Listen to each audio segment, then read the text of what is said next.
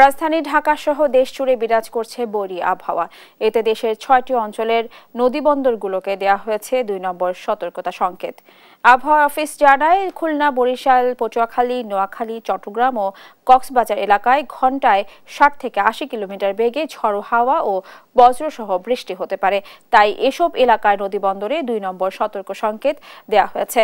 অন্যদিকে অন্যান্য এলাকায় ৪৫ থেকে ৬০ কিলোমিটার বেগে দমকা হাওয়া সহ বৃষ্টি হতে পারে। তাই সেসব স্থানের জন্য ১ নম্বর সংকেত দেওয়া হয়েছে। আগামী ২৪ ঘণ্টায় দেশের ৮টি বিভাগে দমকা হাওয়া সহ হালকা থেকে মাঝারি এবং কিছু জায়গায় ভারী বর্ষণের সম্ভাবনা রয়েছে। এদিকে বৈরী আবহাওয়ার কারণে বরিশাল থেকে অভ্যন্তরীণ রুটগুলোতে বন্ধ রয়েছে লঞ্চ চলাচল।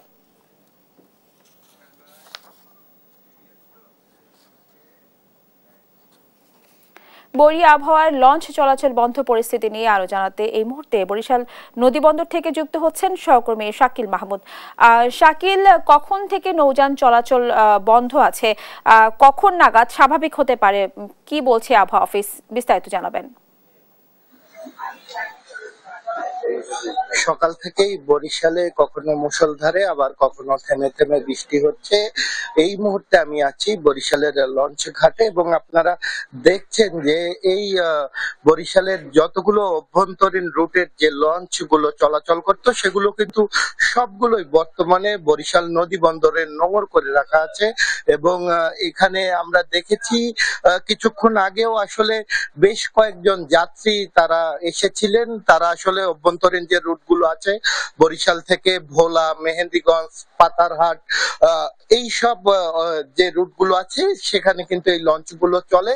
এবং আসলে যে অভ্যন্তরীণ রুট গুলোতে যেহেতু আজকে সকাল ৫টা থেকে এই লঞ্চ চলাচল বন্ধ করা হয়েছে, কারণে আমরা কিন্তু দেখেছি যে অনেক যাত্রী আসলে তাদের গন্তব্যে না যেতে পেরে ফিরে গেছে। আমরা তাদের সাথে কথা বলছিলাম, তারা যেটা জানিয়েছে যে আসলে তারা জানতোই না যে ২ নম্বর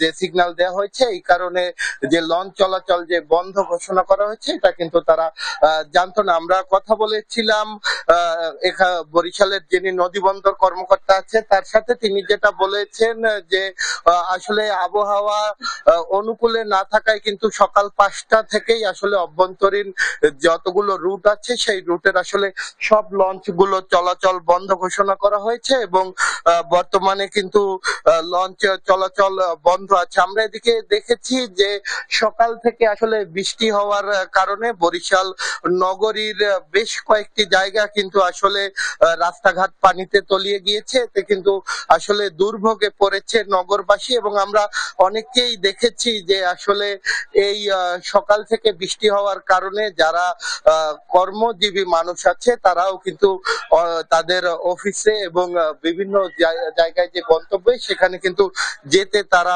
ভোগান্তি পোহাতে হচ্ছে। আমরা আবহাওয়া অফিসের সাথে কথা বলছিলাম, আবহাওয়া অফিস যেটি জানিয়েছে যে প্রতিনিয়তই আসলে আবহাওয়ার যে পরিস্থিতি সেটি আসলে খারাপ হচ্ছে।